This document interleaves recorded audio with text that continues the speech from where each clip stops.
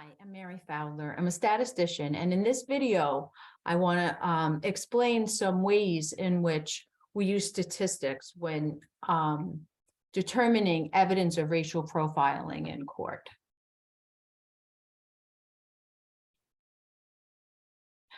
I'm a math professor at Worcester State University, and my expert witness work for the courts is under Racial Equity Partners.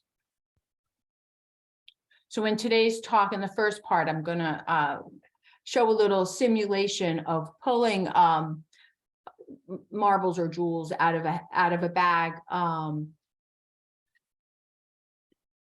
Right, so we'll do a little simulation with a bag of jewels and to explain statistical inference. I'll go through a jelly bean example and some racial profile, and then a racial profiling example. In the second part of the this of these videos, so that I'm going to do probably like 3 or 4 small videos, but towards the end of them, we'll be looking at statistical tools used in determining evidence of racial profiling. In particular, there are 3 things we need to do. We need to estimate. So racial profiling occurs when a police officer uses race to determine whether or not to subject an individual to a police action. So what we need to look at is the racial distribution of the individuals that have been subjected to a police action by our police officer. And then we need to estimate the racial distribution of the observed population. And finally, we need to be able to compare those 2 distributions. Okay, well, it's going to start with the randomization, a statistical inference piece. So I have here a bag of small jewels that I got from a craft store. Okay, and they're 45% black and 55% not black. That's what that looks like. Okay, and so what I want to do is I'm gonna take a sample of size 12 out of the bag and then see how many of the jewels are black. Okay, so come on, while I take the sample, I'm not really looking, just kind of sampling. We have 1, 2, 3, 1, 2, 3, 4, 5, 6, 7, 8, 9, 10, 11. So eyes closed, 1 more. So that's 12. Okay. And we get 1, 2, 3, 4, 5, 6 that are black. I'm going to take the jewels and put them back in here. Okay. So we're going to make a little graph. We're going to make a graph of the number of black jewels that are pulled that we get in a sample of size 12.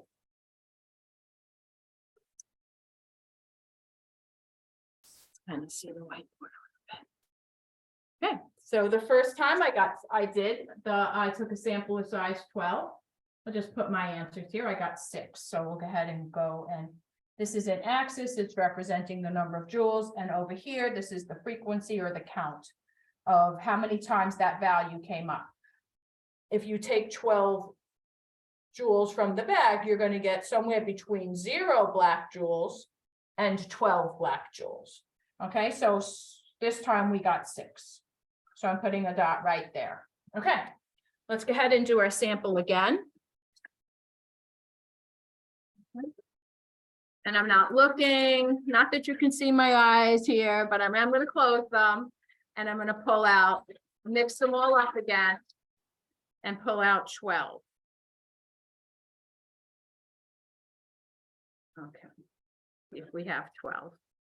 1, 2, 3, 4, 5, 6, 7, 8, 9, 10, 11. I need 1 more. 12. Okay.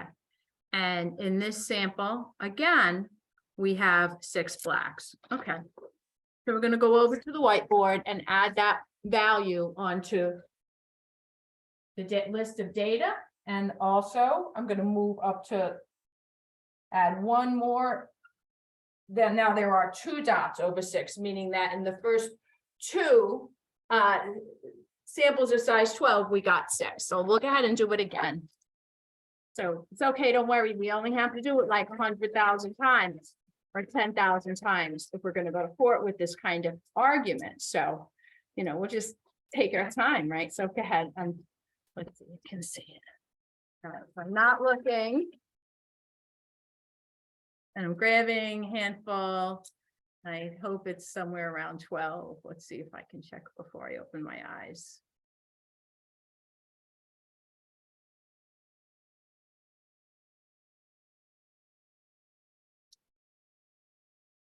Okay, let's see. Oh my goodness, look at that. We did it again. We got 12 and exactly 6. Okay, sometimes that happens. Right? So I'm going to go over and put another dot here.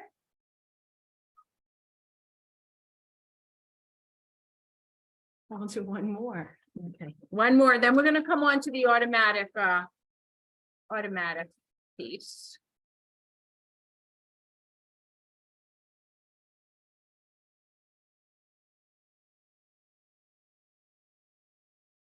Okay, here we go. We have 1, 2, 3, 4, 5, 6, 7, 8, 9, 10, 11, 12.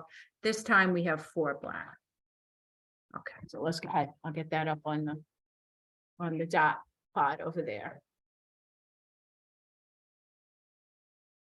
Okay.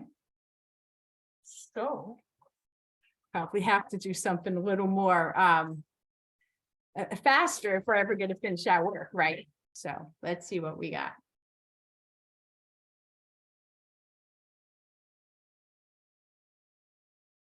You can join along here. So here we have Rossman and Chance applet. Okay, if you want to pull this up on your phone, I'm going to go ahead and pull it up on my pull it up on the screen here.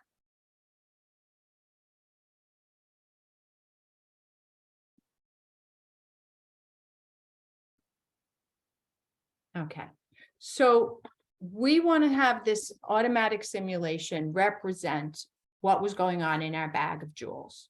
In our bag of jewels, we're going to consider heads. Also, when we're going to come up with a probability of heads, we're going to make it 0.45. All right, when I do that, the applet changes it from heads to successes. So 45.45% of is the probability of success. That's the percentage of black jewels in the bag, and it's going to be the percentage of black jewels that you choose. I'm going to change the sample size to 12 and go ahead and draw a sample. So here, in this sample, we get a sample with 5. The successes represent black because that's 0.45. So 5, I'm going to come on over and add a 5. Now we have a 5 here. We're going to continue maybe one more time. You guys can hopefully all do it as well and see how these are automatic draws from the bag of jewels. This one is 4. Okay. I'm going to come off of the share screen so you can see what our distribution looks like for a moment, and then we'll go back. So we have 2 4s, a 5, and 3 6s. Okay. So let's go over here. And what we can do is we can increase the number of samples. I'm going to increase this to 10,000. Like I said, in court, I usually do 100,000 because I would take the time because sometimes it slows things down when you get a large number, but the 10,000, we're drawing 10,000. And this is the number. If you draw 10,000, it looks like we got somewhere between about 2,400 of them were 5s and a little more were 6s. Okay, so this is the updated version of the dot plot behind me over there. We can also, we've been considering number of successes, but we can also look at proportion of successes. So when I choose that, then I get this distribution that's on the horizontal axis is proportion of successes.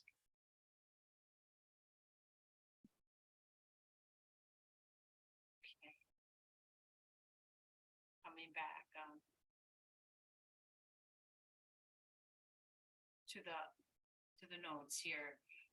The distribution of the number of black jewels in a sample of size 12, when the percent black is equal to 0.4 to 45%, and drawing 100,000 samples. Okay, so even if we had each done this separately, we might have different starting positions the first handful. But after a while, all of our distributions would look very similar. And this is the number of successes, and this is the proportion of successes. Okay, so now we're going to use this to solve a very important problem. Okay, this is a problem about jelly beans. So I will show you.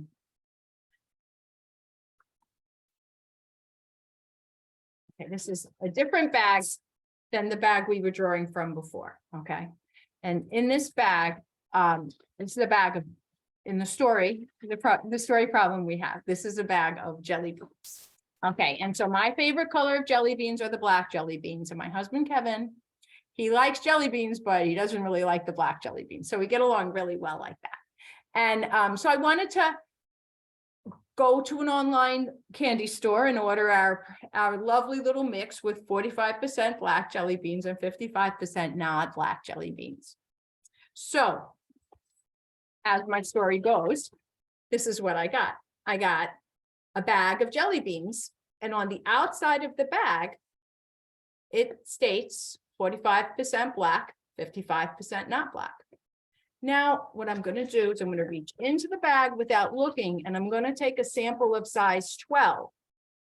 And then I'm going to count them, and I'm going to see if what I pulled out of the bag leads me to believe the label 45% black, or I should say leads me to disbelieve that. Like, is there something that I'm pulling out of this bag that might change my perspective in terms of what I think the distribution of color is in the bag? Okay, so I'm going to pull out now. We'll do the sample. You guys can watch. 1, 2, 3, 4, 5, 6, 7, 8, 9, 10. I need 2 more. 11 and 12. So let's see what we got here.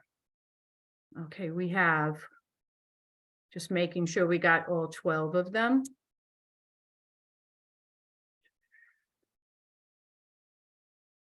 All right. Okay, we got 12. All right, and what do we have? We have 1, 2, 3, 4, 5, 6, 7, 8 black, and 4 that are not black. There is some variability in here, but there are clearly 8 black. Okay.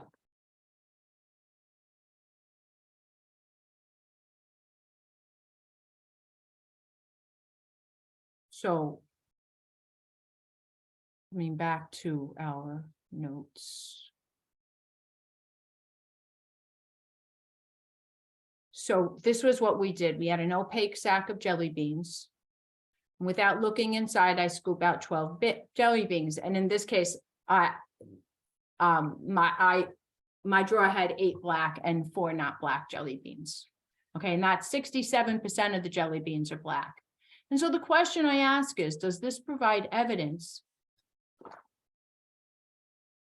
that the percent black that's on the outside of the package, does this provide evidence that the percent black inside the opaque sack is greater than 45%?